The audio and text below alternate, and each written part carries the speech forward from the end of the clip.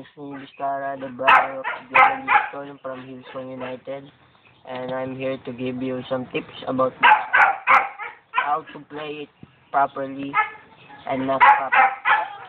Because when you know how to play it proper, you should always know how to play it not properly. Here's the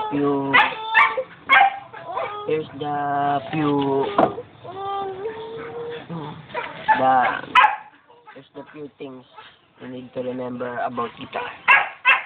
When playing the guitar, you should always use your hands. You cannot use your feet or your eyes or your nose, because by playing guitar, you should use your hands. You see?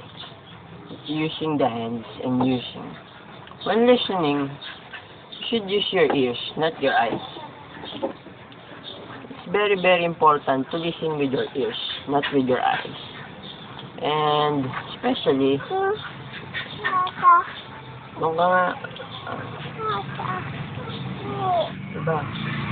Nakastorbo kayo, parang may ginagawa ako, Rodeline, doon ka. Ano, bali, next time na lang ulit kasi